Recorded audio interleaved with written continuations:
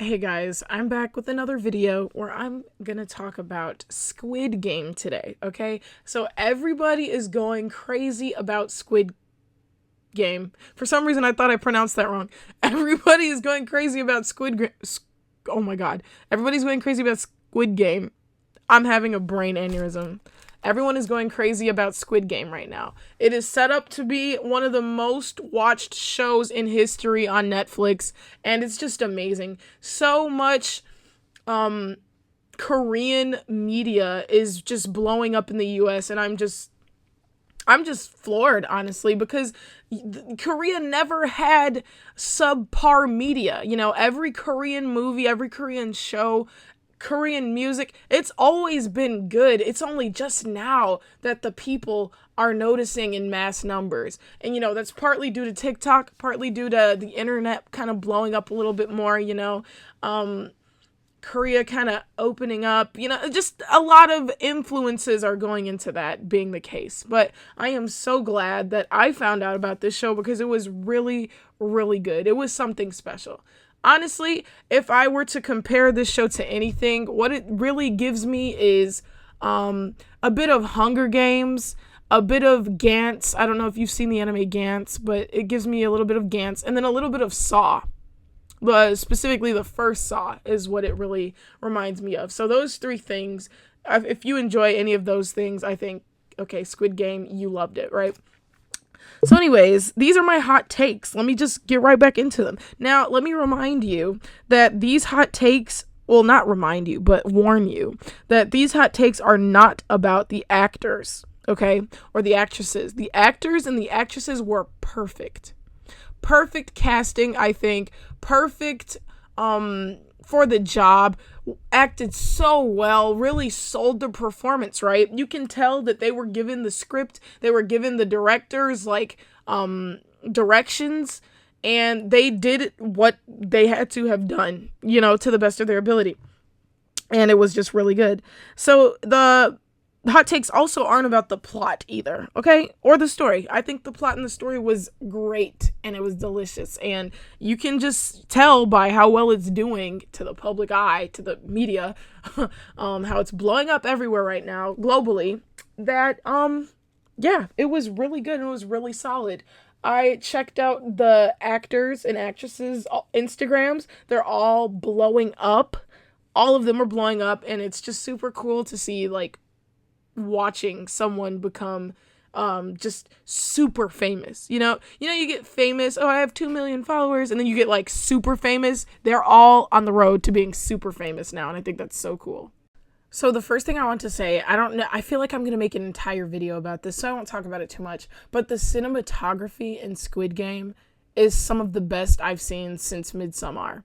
It is so good, and yeah, I'll just leave it at that, right? It's really good cinematography. Anyways, let's just get right into it. So I just want to preface everyone by saying that I watched the entire series back to back to back to back to back, starting at 8 p.m., ending at about 5 a.m., 9 straight hours, no bathroom breaks, no water breaks. I watched the series straight, okay? So, I'm very malleable in my opinions. So if, you don't agree with me or whatever, just comment and we'll talk about it in the comments. We can talk about this in the comments. We can have a civil conversation about this in the comments because, hey, maybe there's something I missed. I was, at the 6th episode, I think I was going cross-eyed. So let's get right into it. My first hot take, Sebyok, the cute girl with the freckles, so pretty, so cute, right? Just hot, just literally a bad bitch, right? Just hot, baddie. She's a tad bit overrated. She is, okay? Hear me out. She is a tad bit overrated. The silent, cool girl who keeps everybody at a distance and it's always been me, myself. I don't need nobody, right? That's been done before. It's been done before, and it's tired, and it's old. The actress killed it, right? And I think that's why she's, so popular. Out of everybody getting followers and stuff, she is literally getting the most. I think she's at, 20 million now. And I remember when I first had finished the series, she was at 14. So yeah, I think she's at 20 now. But yeah, she killed the performance. Like, nothing about her acting at all. But it's the trope. It's been done before, and it's tired, you know, and it's old. It's kind of archaic. But her in juxtaposition to, you know, the older woman, who's the other main character female in the series, you know, I think that does work a little bit well. You know, you get two extremes. This girl's all over, and this girl's more put to herself, more kept to herself. But I do think Sebyok is a tad bit overrated. Okay, don't burn me at the stake for saying that. Now, this is gonna seem so fucking controversial. I already know what kind of face you're gonna make. I already know what kind of face you're making. But hear me out, please. Sang-woo is not that bad. He is not as horrible as people are tweeting about. He is not that bad. Like, think about it realistically. What would you have done if you were Sang-woo? Like, in the Ali situation. What would you have done? Yeah, you have to at least give Sang-woo props for thinking on his toes in that situation. He puts the shirt down, takes the thing off, rips the shirt, makes a little purse for Ali's quote, heavy quotes, marbles, right? Oh, the scene broke my heart, really. Mad love for Ali. The scene is really, really sad too, but damn, like, you have to give him props for thinking on his motherfucking feet, because that was some quick thinking right there. And he was about to lose. I just felt so bad. But Sang-woo isn't horrible. You know, he's not a bad guy. Like, what would you have done with the guy on the glass? During the final game, or the second to last game, I think. The glass plates. One is the, you know, plexiglass, whatever. One is actual, you know, hard glass. What would you have done? They had 10 seconds.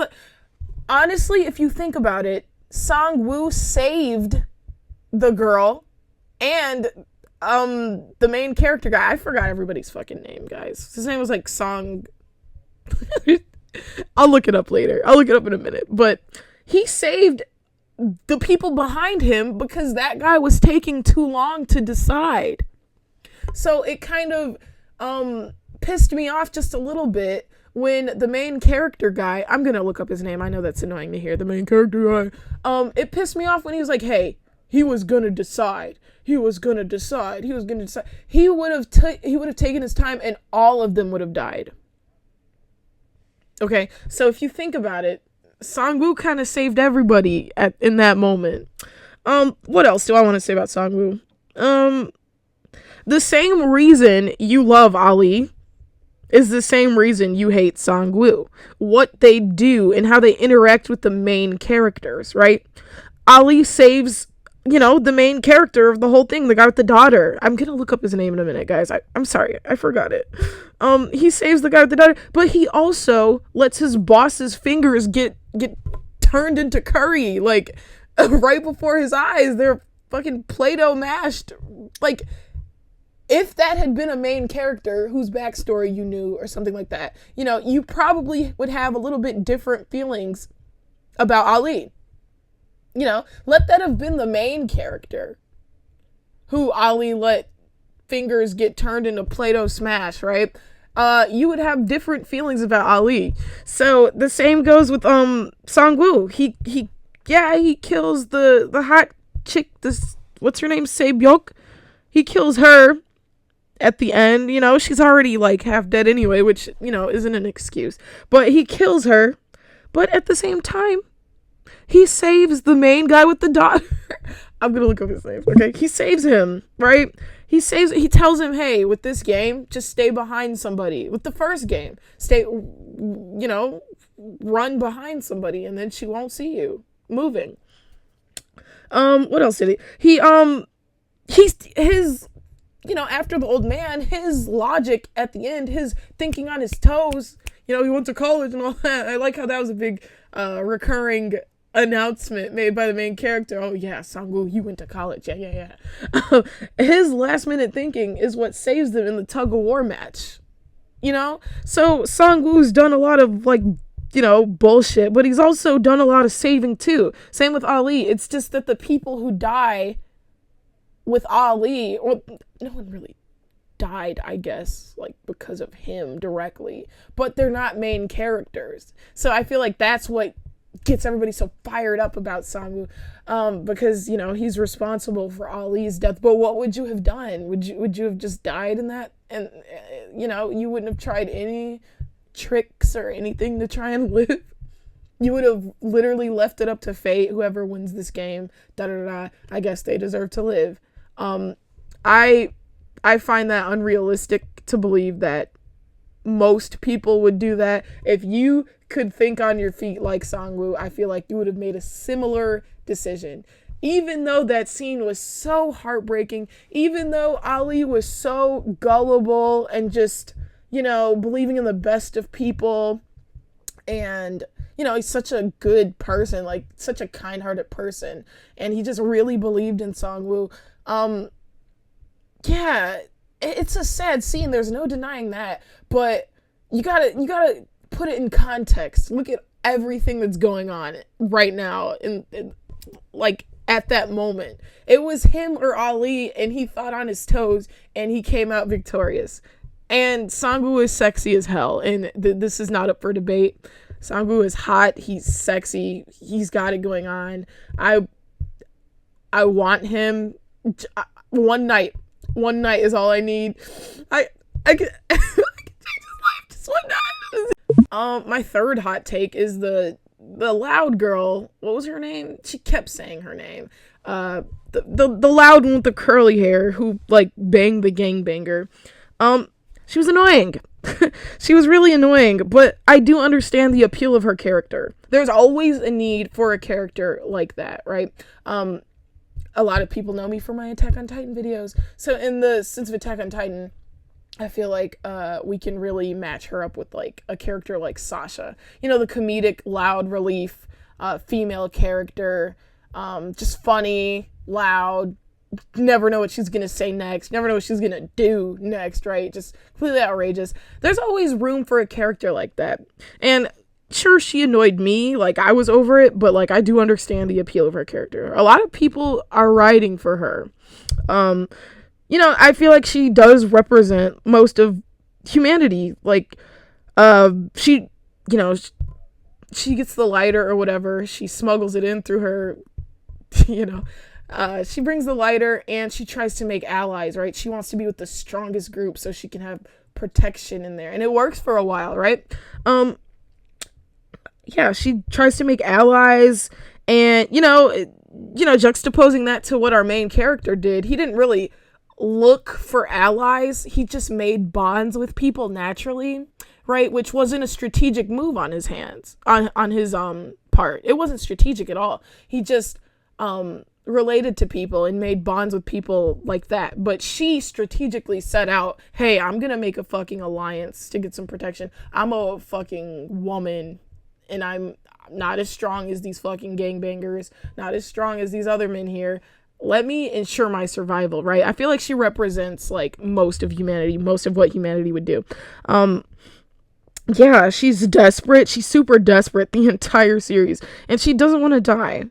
And the way she acts is really representative of that, I thought it was really cliche when she stepped up during the glass game, I didn't really understand why she would choose to die with the gangbanger guy. I didn't really get that. That scene was kind of like her taking her power back or whatever after he betrayed her. But it was kind of dumb that she didn't really take her power back because she died with him. I feel like it would have been more powerful if she had pushed him or some shit, pushed him into the next glass. But maybe that was a thing, she felt like she wasn't strong enough to do it that way, so she had to use her body weight as well to drag him down. And then she falls on the bottom. She breaks his fall, basically. They both die, but she fucking breaks his fall. Like, I would have fell on top of his ass. No, what the fuck? Or pushed him into the next thing. But again, that could have been like a thing. Like, she didn't think she was strong enough. Or, you know, maybe if she would have pushed him, they wouldn't have fell into the glass, and, you know, the people behind them wouldn't know if the next glass was safe or not.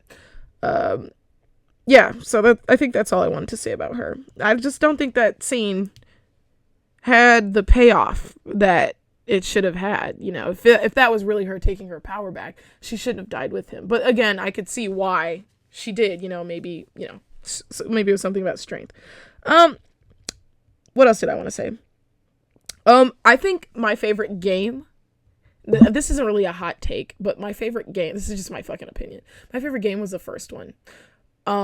Because I'm like a psych nerd, like I love psychology and stuff, and just the way that entire game is set up, the way that what happened in the series during that game, I just feel like was so on par with a realistic human psychological reaction to what's happening.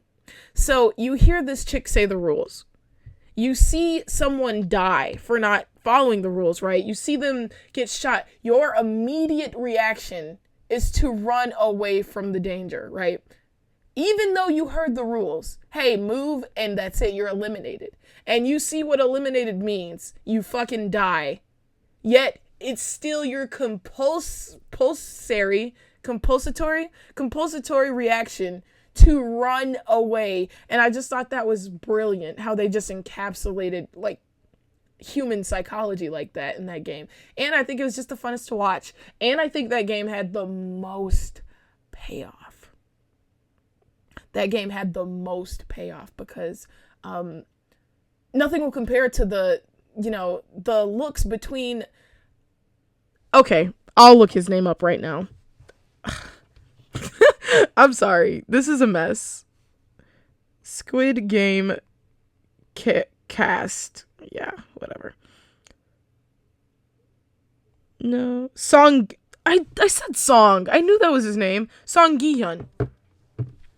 The looks between Song Gi-hyun and Song Woo during that scene was just epic.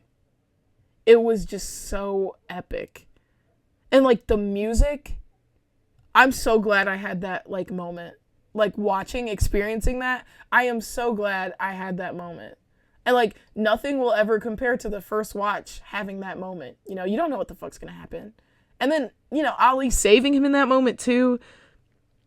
Oh my god, it was just perfect. The first game is what sucks you in, you know.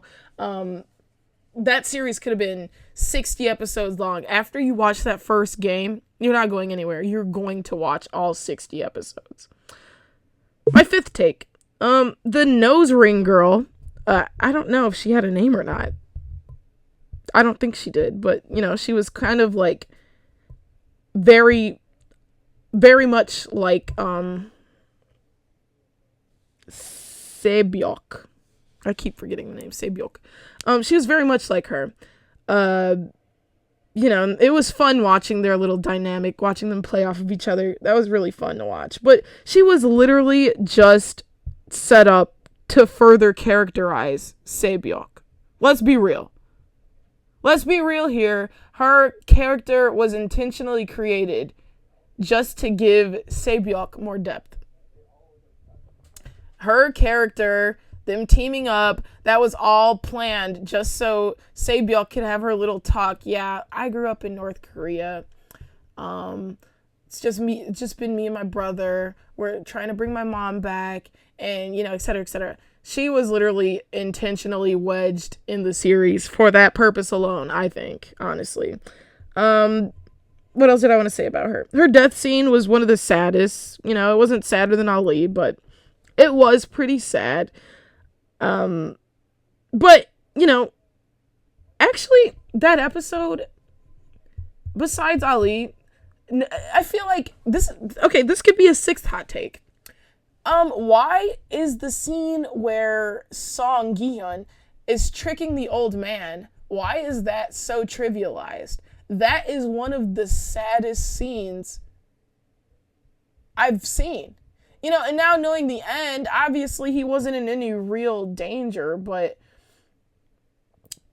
it's crazy because he's literally like making, okay, ignore what happens in the end, right? Take it at face value. He's making an old man with dementia think he's like fucking going crazy or some shit, right? Of course he was just acting the whole time. But still, he's like, what did I say? And then you just see the moment when Gi-hun's like holding Ace. Like, his eyes just widen. He's like, I said odd. And then you just, he's such a good actor. He's such a good fucking actor. Because you just see him at war with himself. He's like, fuck, like, I know I shouldn't be doing this. And he's gonna die because of me. You know, hold on. He does exactly what Sang-woo does to Ali. He does. Where is all the fire for Gi-hun? No, literally, think about it. They both tricked one of their friends, ultimately resulting in their death. Where is all the smoke for Gi-hun? They did the same thing. If you don't like Sang-woo and you like Gi-hun, you're a hypocrite.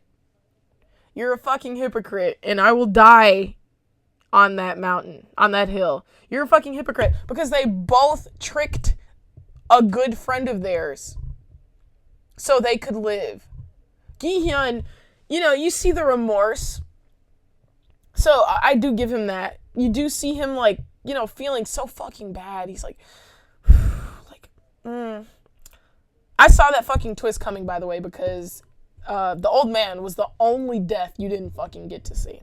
Everybody else, you see them collapse. You see them, you know, fall over, whatever. You see their brains in some fucking instances.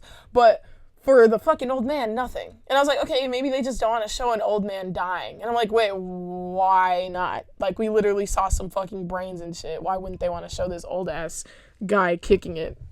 So I was like, okay, well, that's kind of sus. I saw the ending coming, though. Anyways, my last take, because this video is long. The cop guy. Dumb as hell. Stupid as fuck. Dumb as hell. Why would he infiltrate this fucking high-end cult-ass thing by himself? Like, imagine trying to, like, shut down a fucking sex slave ring by yourself. That's what this guy just tried to do. He's not dead, by the way. Like, I can tell. He was shot in the shoulder. He fell in the water. He's alive. If there's a season 2, he will be there. He will be back. He is not dead. Anyways, why would you try, to put it to scale, why would you try to fucking infiltrate and single-handedly stop a fucking, like, sex ring? You couldn't do that by yourself. You would literally just be like a fucking sitting duck. You know, because this is a show, you know, he... Of course, he figured out how to do this, and then disguises and all that, and, you know, plot armor and all that shit. Nah, if this was real life, he would be dead as fuck. Dead as fuck. Especially since, like, the workers were sus of him. They're like, what the hell is wrong with 29 today? And shit like that, you know. He would have been dead. I sneezed. This is getting too long. Was there anything else I wanted to say?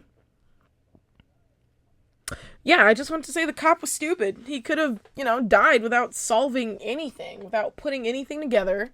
And wait, I think he does get shot, and it ultimately ends in nothing. Yeah, I don't think anything is accomplished. Does he accomplish anything? Let me think. I can't think of anything. Anyways, if you like this video, make sure you like this video. Debate me in the comments. Like I said, I watched this all in one sitting. Very rough, but I did it, and I had to because people were threatening to spoil me, and I would not have stood for that. So, yeah, just make sure you comment and subscribe or whatever. I will be doing another video about the cinematography because I have to. It has to be said. It has to be said. And that video will be really short. Okay, that video will be like maybe 10 minutes because there's just a couple scenes that I want to touch on and how they impact the whole fucking series. Yeah, so that's it from me. I'm being serious. Literally comment. We'll talk about it. You can convince me probably on this one. I'm not, except for Sangwoo. Like if you try to tell me something about Sangwoo, I will come at you. I will come for you because I don't want to. No, he was in self-preservation mode like everyone else. You know.